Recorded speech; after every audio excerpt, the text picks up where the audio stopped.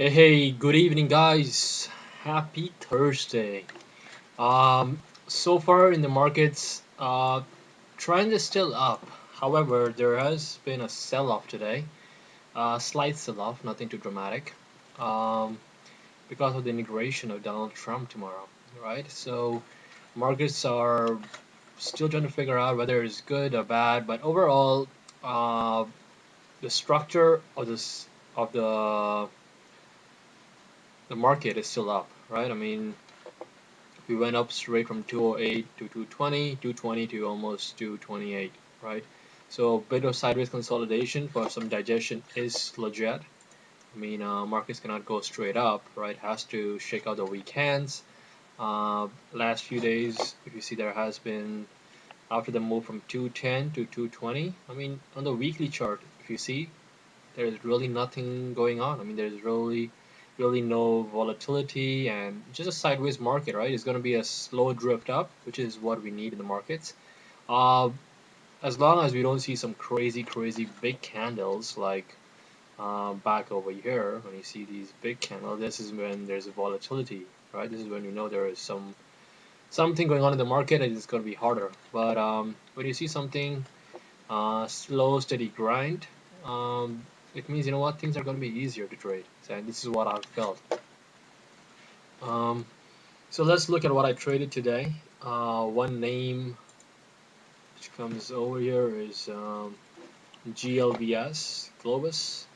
It's the name I traded yesterday, and it came up on my scanner today as well. So let's go through what's going on, right? So always look at the daily chart to see the perspective, to see where the stock is. So from the previous video, I talked about this $8 level being a key level, right? I mean, yesterday that was the break that I played, $8. If you want, you can check my vlog from yesterday. Today I was looking at the same level. I mean, once it came on my scanners, $8 level is the same level I want to look at. Now, here's what I saw, right? Nothing too fancy, easy trade. So I saw this 3 candle big push and a sideways consolidation. So easy flag break play, right? It's not too rocket science out here. Um, so once it started breaking over this 880 something, I got it around 889 and kind of pushed up, came back, pushed up again, and I kind of scaled out on this trade.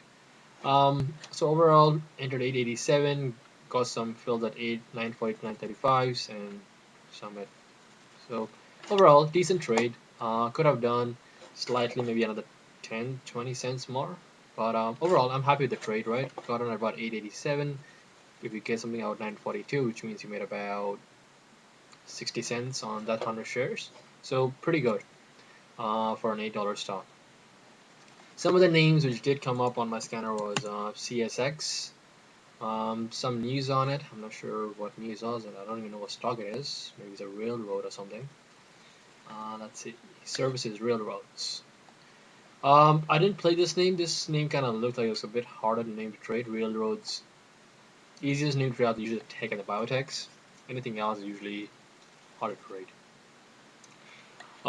So the way that you could have traded it could have been the first break, right? Here's your first trade. The second trade would have been the consolidation right here. Let me just put it over here.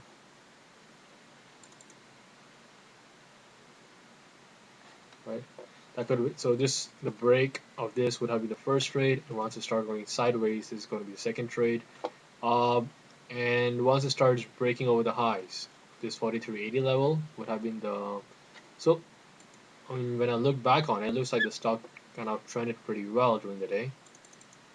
Um, just never traded it today though.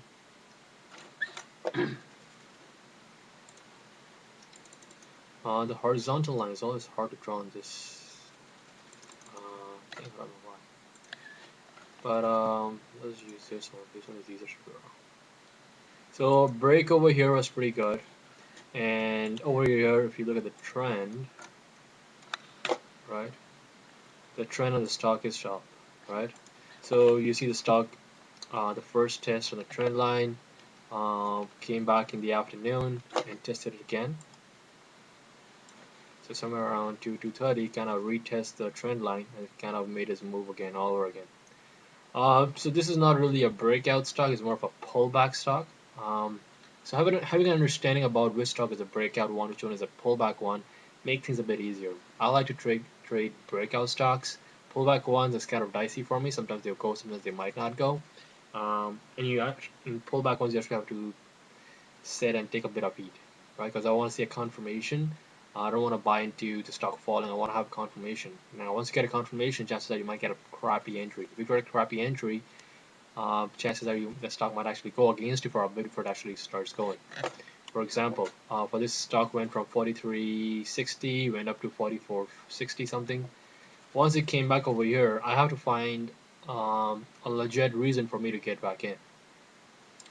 So one of the situations could be over the break over this 44.40 level, right? But if I take the so if the stock would have broken this over 44.40, if I got in, my stock would have been somewhere down here about 30 cents. Um, so so from 44.40, it did go up to about 45.40, so it did make another dollar move, right?